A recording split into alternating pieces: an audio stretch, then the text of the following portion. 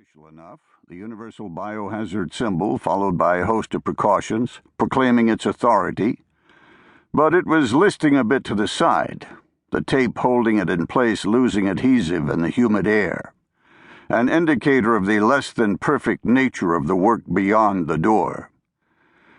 Takes more than a sign to make a Level 4 facility. The technician thought again about telling someone what they were doing, perhaps preventing a tragedy. He knew he wouldn't, though, because the money was too good, and there just wasn't anywhere else to do the research.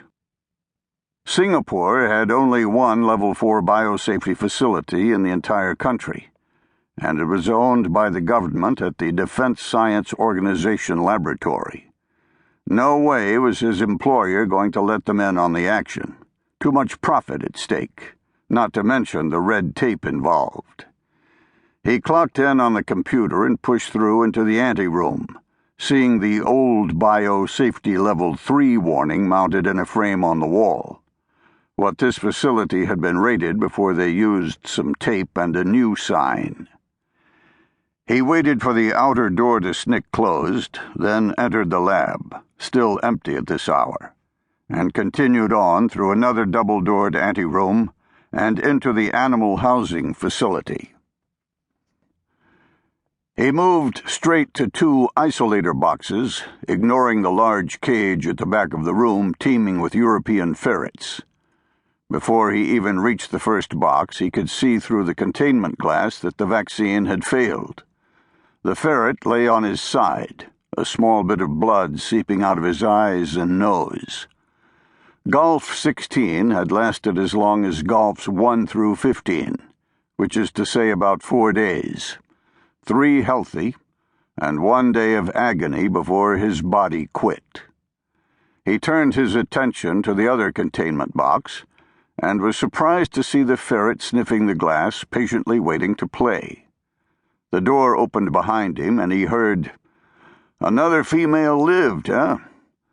That's going to be a blow to the weaker sex theory." He smiled at his partner, knowing she secretly liked the fact that all the males croaked, no matter what the scientists did. "Good morning to you, too, Chandra.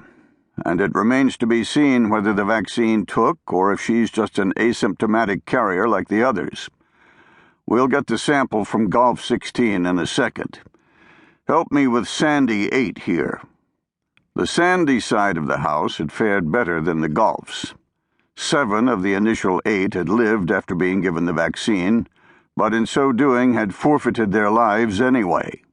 The vaccine had prevented the virus from gobbling them up whole, but had not created the antibodies necessary to destroy it. The end result was a biological truce, with the virus living inside the host without attacking, patiently waiting to be unleashed on another victim.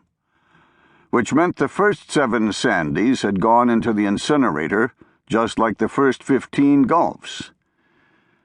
He struggled into another set of surgical gloves, his third, while his partner put on a flow hood respirator.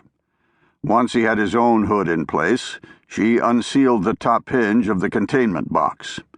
She reached in and pinned the ferret behind the skull, using her other hand to trap the animal lower on the spine. Before it could get antsy, he used a syringe to extract a small amount of blood. As the needle bit, the ferret writhed violently, twisting out of Chandra's grip. They both ripped their hands out of the box, and he lost the syringe as Chandra slammed the lid down to prevent Sandy 8 from escaping. Taking in great gulps of air from the flow hood, the technician felt the sweat rolling down his face, the forced air making his skin clammy. He leaned against the box and said, "Man, I like it better when they're dead.